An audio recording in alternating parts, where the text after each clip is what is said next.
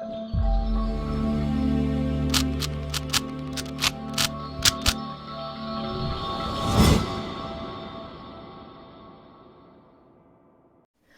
हम लोग important topic discuss करने वाले हैं, that is trading on equity. तो बहुत बार बच्चों को ये दिक्कत रहता है, थ्योरी में भी बहुत बार आता है, न्यूमेरिकल में भी आ जाता है। अगर थ्योरी में आए तो भी इसकी डेफिनेशन डालकर न्यूमेरिकल एग्जांपल से समझा सकते हैं, अदरवाइज न्यूमेरिकल आए तो किस तरीके से डील करना है, तो फटाफट से इसको देखते हैं कैसे करना है। तो सबसे पहले ट्रेडिंग ऑन इक्विटी का मीनिंग क्या होता है? अगर फेवरेबल सिचुएशन है, what is the meaning of favourable situation? जब कंपनी का return on investment rate of interest से ज्यादा हो।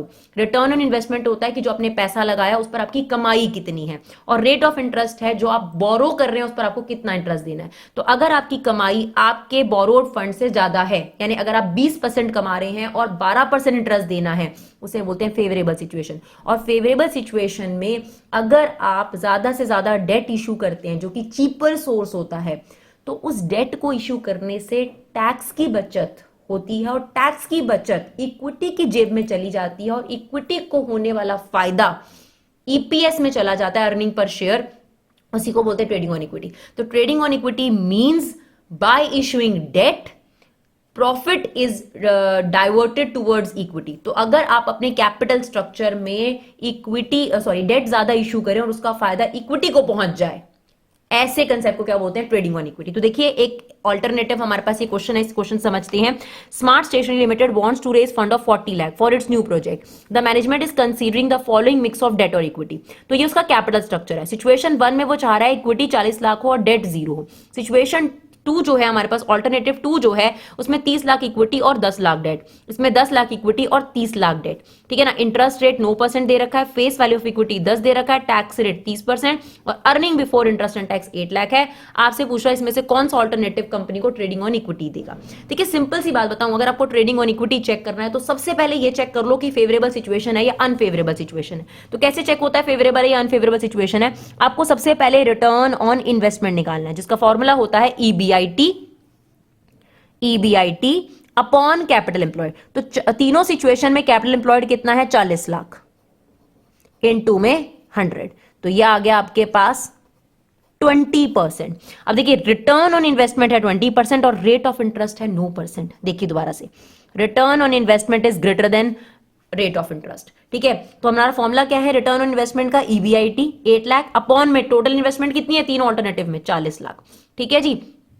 तो आपके पास रिटर्न ऑन इन्वेस्टमेंट कितनी है? 20%, और रेट ऑफ इंटरेस्ट है सिर्फ 9%। तो यहां ट्रेडिंग ऑन इक्विटी जरूर होगा, और पता है कहां होगा?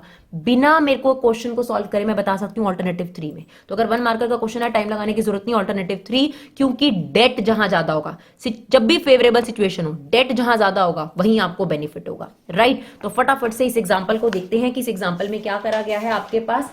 तो आपके पास सिचुएशन 1 आप देख सकते हैं, ऑल्टरनेटिव 1 में हमने 40 लाख लिखा, इक्विटी से डेट से कुछ नहीं है, टोटल मिला के 40 lakh. Situation 2 alternative 2 30 lakh equity, debt 10 lakh, 40 lakh total, ऐसी सिचुएशन ये, ठीक है। अब earning before interest and tax की बात करी जाए तो तीनों सिचुएशन में आपकी ईबीआईटी कितनी है? 8 लाख।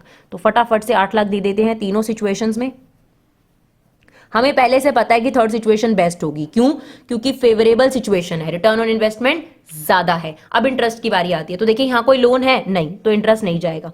यहां 10 लाख का लोन है, तो 10 लाख का 9% कितना चला जाएगा हमारे पास? 90,000 रुपए हमारा इंटरेस्ट चला जाएगा। और यहां पर 30 लाख का 9% यानी 2,70,000 रुपीज हमारा इंटरेस्ट चला जाएगा।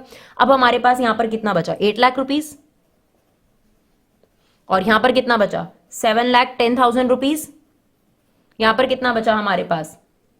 5,30,000 रुपीज, राइट।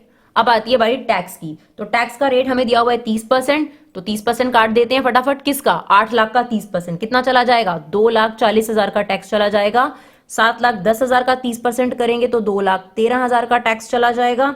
यहां पर आपका 1,59,000 का टैक्स चला जाएगा। तो टैक्स के बाद हमारे पास क्या बचा? यहां पर बचा 5,60,000 रुपए, और यहां पर हमारे पास बचा 4,97,000 रुपीज, और यहां पर बचा 3,71,000 रुपीज। अब नंबर ऑफ शेयर की अगर बारी आती है तो यहां पर हमें फेस वैल्यू ऑफ शेयर दे रखा था 100 रुपीज, राइट। तो अब 40 लाख को अगर हम 100 से डिवाइड करते हैं तो कितने शेयर्स आ जाते हैं आपके पास? 40,000 शेयर आ जाते हैं, यहाँ पर 30,000 शेयर आ जाते हैं, और यहाँ पर हमारे 10,000 शेयर आ जाते हैं, राइट। देखिए 30 lakh divided by 100, 40 lakh divided by 100, 10 lakh divided by 100, number of shares आ गए। अर्निंग पर शेयर कैसे निकलती है? दिस डिवाइडेड बाय दिस, यानी जो प्रॉफिट है वो किसको मिलना है, सारा इक्विटी को मिलना है। तो ये 5,60,000 कितने लोगों में बटेगा, 40,000 लोगों में बटेगा। तो पर पर्सन कितना मिलेगा, 14 रुपीज। 4,97,000 डिवाइडेड बाय 30,000, तो एक पर्सन को कितना मिलेगा, 16.57 रुपीज। और यहां पर अगर हम बात करें तो 37.10 रुपीज। तो आप देखिए अर्निंग पर शेयर कहां ज्यादा है, इक्विटी को सबसे ज्यादा बेनिफिट है यहां। इसका मतलब ट्रेडिंग ऑन इक्विटी कौन से ऑल्टरनेटिव पर होगा, थर्ड ऑल्टरनेटिव पर। ये बात हम पहले ही जान चुके थे। शॉर्टकट तरीका क्या है, 1 मिनट में बिना कुछ क्वेश्चन करे आप निकाल सकते हो। आपको सिर्फ आरओआई निकालनी है। अगर आरओआई रेट ऑफ इंटरेस्ट से ज्यादा है तो जिसमें डेट ज्यादा हो वो ऑल्टरनेटिव चूज करना चाहिए, और अगर उल्टा होता तो हम ऑल्टरनेटिव 1 की तरफ जाते।